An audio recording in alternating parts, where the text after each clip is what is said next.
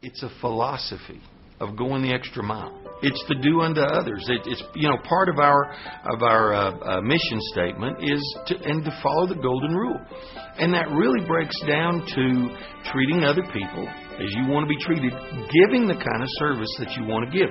People don't talk about average service. People only talk about really great service or really lousy service. We want our customers to talk about us, but we want them to talk about us, our great service. That's what we're trying to get them to talk about. Average service, nobody talks about. We want them to talk about our great service. And we do a lot of things. Our employees look for ways to kind of go over the top. And in this company, they're rewarded when they do that. I hope there's hundreds of examples out there, and I hope there are 100 more still to come.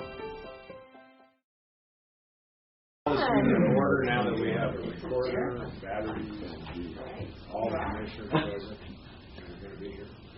We are good. Good to go. Oh boy, let's see. Where's the audio visual aid when you need them? There we go. First item, approval of the minutes of last week's meeting. I think the meetings are y'all tell me if I'm wrong. When it says when it's talking about who did the consent agenda, it says I did and then I did. And I think I did and then Jim did. Jim did the second. It's item 6 where it says Commissioner Green seconded by Commissioner Sims to approve A through C and then E. And then when we moved on to D, it says that the motion was made by Commissioner Green, but it wasn't. It was made by Sims, Jessica hit it. Okay, yeah, that's what I thought it was. Okay. And we will get that change made. Okay. Good catch. Yeah, I did that. We count on that. I know. Don't know where it's I going. understand. I can't believe it. I'm not infallible. We didn't know that. Don't tell anyone now. Okay. Next. Item number 2, resolution, public transportation system. This continues the discussions that we've had since back when the latest census data came out, and whether or not Amarillo officially remained under the 200,000 population. Of course, the city limits obviously does by quite a bit. At one time, there was some question as to how federal transit was going to consider the surrounding areas. That has been sorted out. This resolution is requested of you by the Texas Department of Transportation. We'll then send it forward through them and thus keep your bus system running, at least until we get to the next census. Okay. Okay. So we're good after this through 2020. Yeah, it takes about a year to get it back. Assuming what happens between now and then, so we need to start so that they can. Well, we're there. I think we need already to be making that. I mean, isn't it $2 million we get from them, but part of ours is matching. What does it really affect our general budget? In total? What would we have to do to make up? It's 200,000 threshold with the current rules. You lose your operating assistance, Right. Which is just the drivers, the fuel, the maintenance, etc. If you stay fully under the Federal Transit guidelines for the equipment and so forth that you use, you can continue to get the capital money as you go forward, but no more operating money. $2 million? Would you look it up, Vicki, or do you have it on top of your head? About what our capital is? No, the operating. It's about 750,000-ish. Where did I get this? It's well, but then we put the rest in capital. Well, and we've got all the ARA money we're still spending down. Well, I'll budget book look it up. It's a ways off, but it isn't. No, it's not. Figure out how to replace that. Well, a penny on the tax rate is just under $1 million in terms of what that nets to the city. I would still argue we have a well-functioning, inadequate system. I was going to say it's inadequate I manner. mean, right now, if you get on a bus at 24th and Heather, it takes 2 hours and 45 minutes once the bus comes to get to Northwest Texas Hospital. And 24th and Heather way northeast is the last stop northeast. It's 2 hours, 2:45 once the bus picks you up. I passed a lady in a snowstorm last year with a little bundle. It was a baby on 10. And of course, you can't stop and help her. Who is this guy stopping? You know, and she's sitting there in the cold. And we don't think about how that affects some people. We also don't think about that it's closed and Amarillo College is still open. We don't think about Transportation is our students' number one issue. They cannot get to school. And I'm not criticizing what we do. We do an unbelievable amount. Judy Phelps should be complimented on all that she does. It's not that criticism. It's that we have a very efficient, inadequate system. It's not adequate for what our population needs. And we've continued to stretch the system. Yeah. You know, when Advil relocated, we stretched the route. And that very Social Security Department, when it moved, you stretch that route. We're moving out to Points West to serve the Blue Cross Blue Shield in the Adams Call Center. It is stretched. Have we looked at what other cities outside are doing? I mean, does somebody else have a Some better have idea? the ability, you can explain this, but I was told some have the ability to put in a metro tax, and we don't because we're capped. There are several different mechanisms. There are transit authorities. And of course, the funding mechanisms are different depending on how you set that up. Most cities, they increase their fare box, the charge that you pay on the bus, even though that still is the minor piece of what's covering it, and they pick it up through general fund revenue. The push lately, especially in the larger areas, has been towards high-speed mass transit, the DART, the light rails, all of those. Obviously, they happen in Amarillo. But we can work Well, with the ridership, no, but it isn't necessary. It's just necessary to keep them up. We can't go to, we even asked when I was on commission if we could go to taxi services, it would be much cheaper. You can't. You have to use a 20-passenger bus to pick up one person. Why wouldn't you think about something like, for example, on the pathway to rails to trails, putting just a direct line from Center City to the medical center, something like that? What Judy said when I went, she's drawn a map. Have to Crunch it. to crunch it. Well, Put a terminus in each and run your bus hubs, so to speak, off of that. Tech is talking about wanting to Sure be do. something to look at, because it would terminate, the part of it that we own terminates a culture. But what she showed me was that they had a plan where they could put in 3 stations, 3 hubs. It would cause them to have wheels out here that go into the center. And that was 4 or 5 years ago. They knew they didn't have the funding to do it. But the problem was you don't touch all the population on rails to trails. You touch a minuscule part of it. If you did what she had planned, but there's not enough money for it, is you touch the whole population. Here's the lady that has a sick child, gets on the bus at, let's say she catches it at 8 o'clock or 7. Gets to Northwest Texas, takes the baby in to get it checked. The docs are all busy by then. You need to take a sleeping bag. What's your point? You never get home that day. Well, and the other point You is never get home that day. It doesn't matter what hospital, it doesn't matter where she's going. I'm thinking more about cab fares that come with your wig. If you get wig, we've got an alternate where you can give them a cab thing when they come to the wig and it can be validated. You know what I mean? Yeah, something like that, where you have kind of a 2-tier system where if somebody's got a special need, they can get this cab out here. And a lot of the special need on the bus system, as we think of it today, is being picked up through spec trans. As you all recall, that is rapidly, from something under 10% of the ridership up to about 40%. And we've continued to add spec trans vehicles. We added extra drivers this time. It's more responsive, but it's harder to serve the same number the way that has to run. Well, and are we still running into times where if the driver's sick or equipment's down, and when you do a spec trans, somebody can wait 2 hours for a bus? Well, that's why we've been adding those dedicated spec trans drivers to avoid having to take the fixed route driver off on the fixed route An emergency. and put them in the spec. Because you have to pick up that spec trans person by contract. Yes. The way the rules are written, you can bring the remainder of the system to a stop. You have to run that spec trans for the one call. Tech has And it's more than one call. I don't want it to sound like we've got one van, one driver serving one person. but it's huge, and that's a door-to-door service. It doesn't run from a stop to a stop.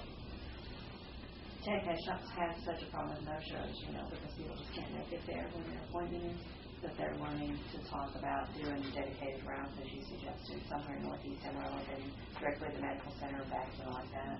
The other double whammy we need to remember is that when somebody's in wherever they are and they're trying to get to wherever for the doctor appointment, they've also taken off work and they're not getting paid anything. They have the kind of job where if they take off work, they're not getting paid. Or you get fired. Or they get fired, Yeah. Well, we're not going to solve it today. We sure should be. It's a big problem. You truly think it's going to take 5 or 6 years to craft a solution? Exactly. Mm-hmm. Even carving out. It would, because the simple solution is the one that's very difficult and then unpalatable to do. Well, over the years, some of the larger employers would love to have had bus service to get their workers there, like Tyson and Bell Helicopter. And of course, that posed huge challenges, and I'm sure the need hasn't gone away, but, at some point in time, I think we're going to have a conversation with all these people and see how we can start addressing some of those. Amarillo College would be at the table, because we would have to figure out a way for our students to get to our campuses. Apparently the Medical community, that's where the largest employers. Today the buses, Tyson's not in the city. No. The buses don't run there. The buses don't run the airport. I think they're getting everybody's tables are really good. I don't think it, maybe not right away, but it wouldn't hurt. I mean, I don't know what it would cost to fund what. To me, maybe it's not right, but I think Judy's the expert around here. She studied it and looked at it. And they're from that same period of time in which we did that multi-hub study. We have some planning level numbers that will show you, okay, I've got Route A, what would it cost to add a bus to Route A, double it up. Instead of 30 minutes gaps, 15-minute gaps.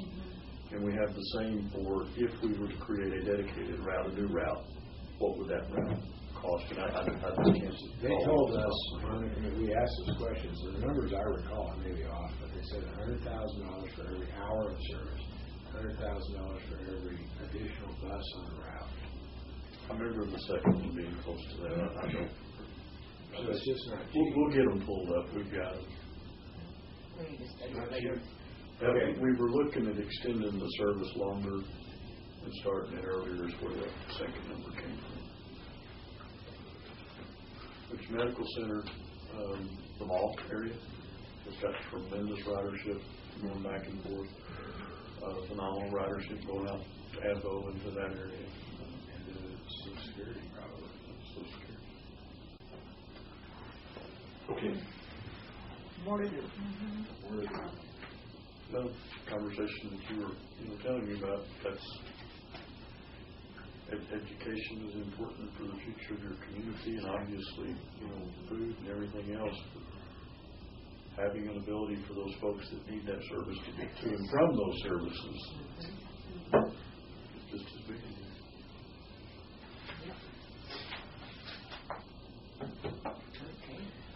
All good comments and all stuff that we No easy answers. Consent agenda. Consent item A, purchase of vehicles. Would note that you can see that the majority of those were bid, both the vehicle and then the vehicle with the onboard Bluetooth. There is one line item. Those mid-size sedans, the Bluetooth is actually standard. That's why there's no difference in the line item price. So obviously we'll take the one with Bluetooth. The other ones, because of the price differential, for those people, those operators that need it, will be adding those $80 in the car units rather than going through the radios. It's really hoping the price gap will be smaller.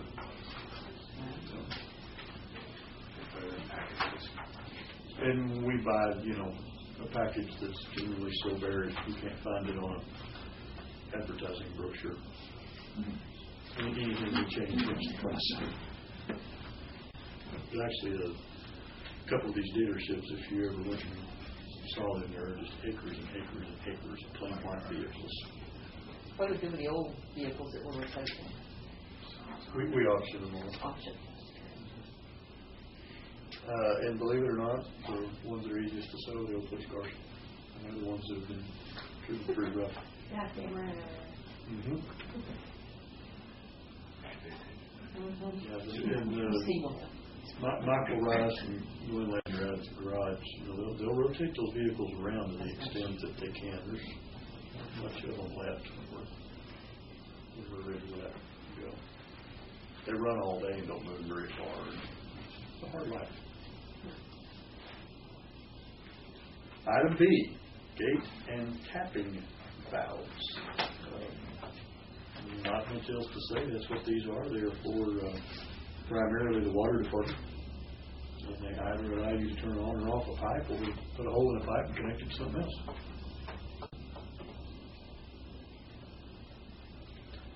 For residential solid waste or refuse bags, it's that time of the year we're buying our plastic bags. These will be for your hand pickup customers. And 5,000 hand pickups. Oh, Where is that now? yeah. Well, 5,000 is close. It's about 67% of all our residents are from Indiana. Seems like we just bought them. Just bought those bags. And they're scattered all over town as far as to where the routes are that are picked up like this. I noticed that this morning on Western Street, all the people put their garbage out in plastic bags. Sunset Terrace, Country Club, Avondale, some of the older ones. Madras Street, so. The big old house. Parts of West Cliff, La Paloma.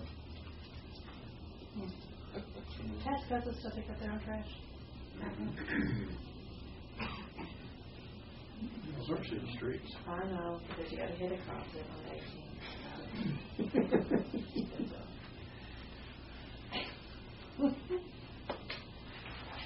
Item D, ozone generator cells.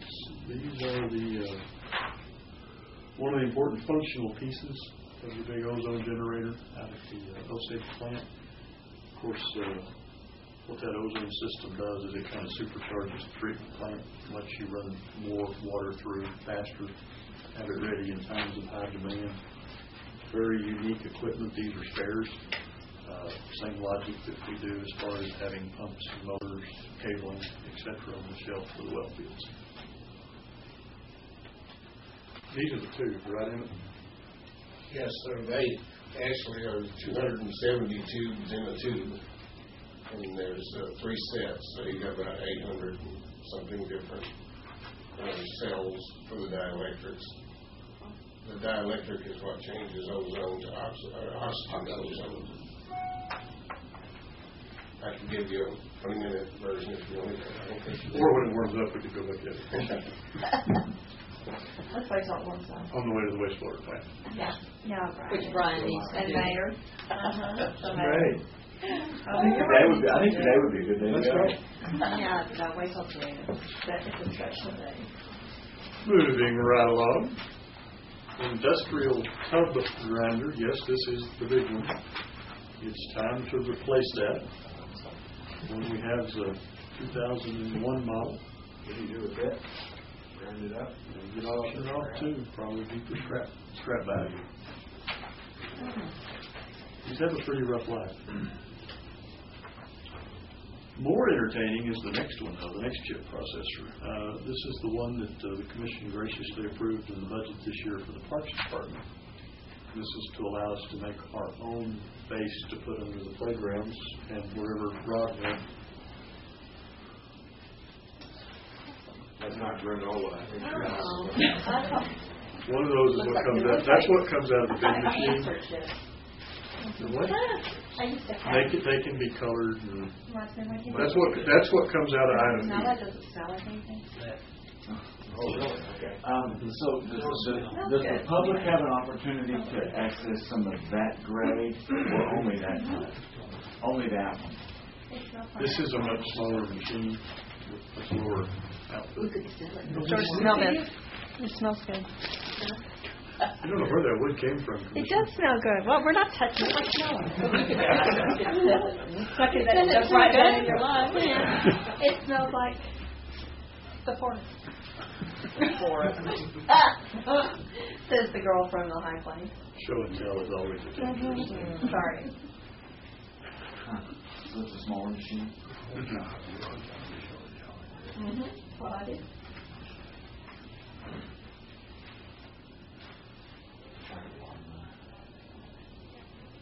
They do. That's a good sideline. Yeah. One of these days we'll have the yellow dirt discussion for stuff that we can sell. One of those things you find out the wastewater plant. Item G, Westover Village Park splash pads, also an item approved in the capital budget for this year. And I think that Rod has the concept drawing on it. And Rod, this will be number 9 on standalone. We got our 10th would be at Southwest Pool. This would be our 9th standalone. 7th done by Craftsman. This is going in Westover Village Park. I think it's in their information there. One of the reasons we chose that is because the other 8 are in areas north and northeast. And through our input meetings when we did our master plan, the questions always become, why don't we have one in the south or southwest part? So as we designed Westover Village Park, there was a splash pad in that park design when we did it, so it was a natural fit to go ahead and get this one in Westover Village. What you have there, we show the shade canopy, and we've done shade at Bones Hooks when we did the renovation on the pool. We've also done the shade at Hamlin. We keep hearing that they want shade. Parents and grandparents want the shade, let the kids have the fun. So we're starting to shift a little bit more than the traditional splash pad would to add the seating in the shade, of course, for the mom and dad and grandma and everybody else. So, which on the backside, hopefully, attracts more the family aspect of it as we were seeing in the other splash pads. So this is a craft coat. It's similar to what we did in Memorial. It doesn't have the design that Memorial has, but it's a solid color which offsets our sail shade canopies and our tables. And this is traditional, almost all ground sprays as opposed to some of the outright features that we've done in the past other than the wicket that we have here. Very similar, but different in a way that we've got multiple different styles that they go around different parks and participations. This is Craftsman will be doing this project, and this will be their 7th they've done for us here. So do a very good job from a quality, service perspective, and we've had real good luck working with them. They anticipate to get here into March, definitely open for the summer season. So. Very nice. Good. Looking good. The one at Memorial Park is just packed all the time. That is our most highly used one. Is it? I anticipate this may be too, but Memorial's Memorial is, man, they're always packed. It's fun. You can Yeah. always take Commissioner Reeves out there. Yeah. We can do a ribbon cut. Yeah, very nice job.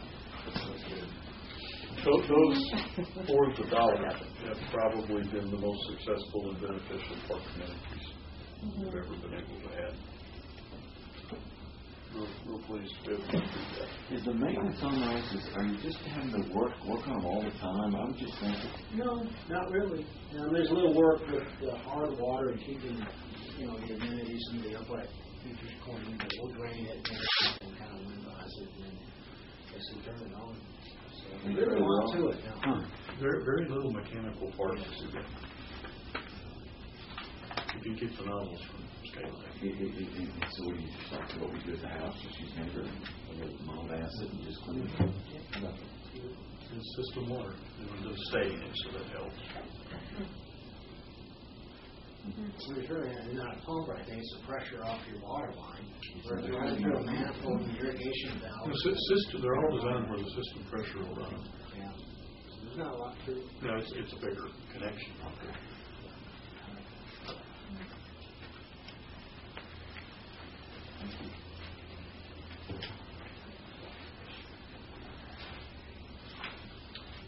Item H, wastewater improvement. I knew we'd get to talk about that sooner or later. It's inevitable. This is relining with a cured in place liner some of your existing lines and crossings that we already have. Part of a pretty much continual process where we can do that. This is one of many different ways to get inside of a pipe and reline it. But that is what it is. Okay. Item I, HIV prevention contract. Note this is an 8-month rather than a 12-month contract, but that is to get it lined back up with the state fiscal year. We came off the fiscal year a year ago when we had the 2 different contracts that were issued to fund it. As the state was watching for its money and subsequently us watching to get it.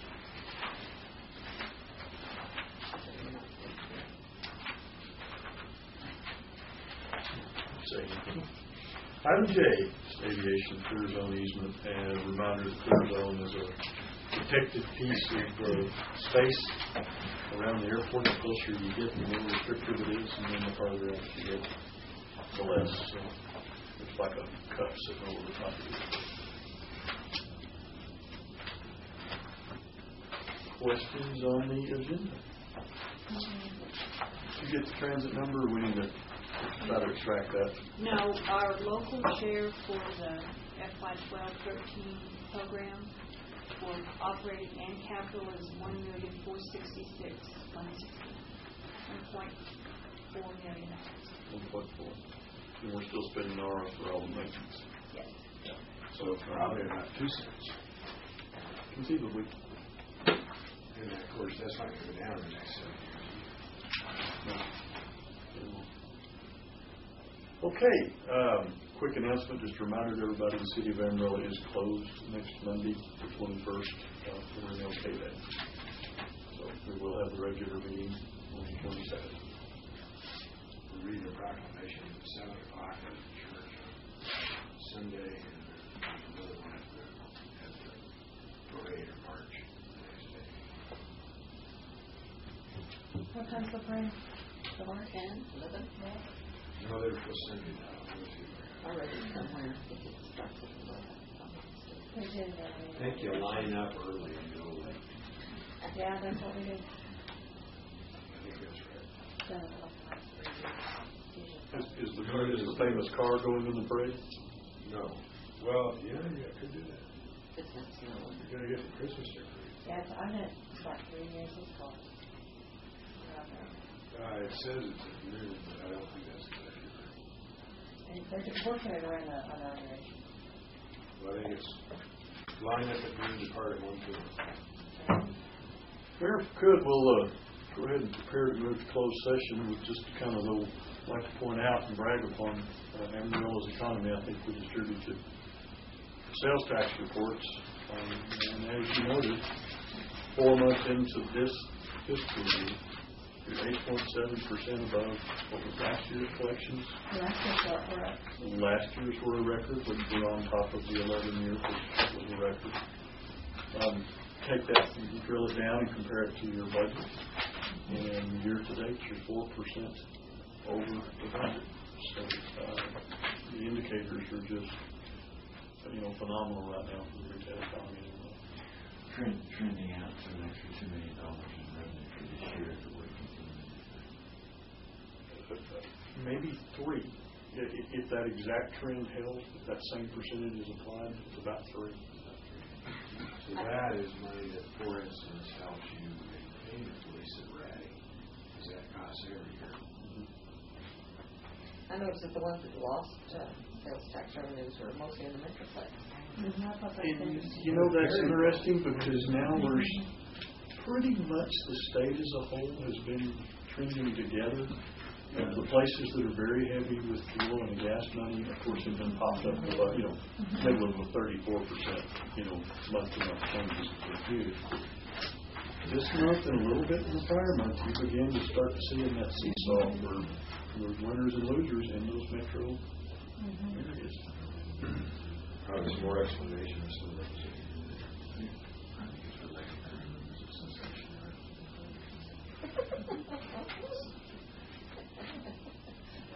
I think some of it is, you get those metroplex areas, which is a hugely competitive retail environment.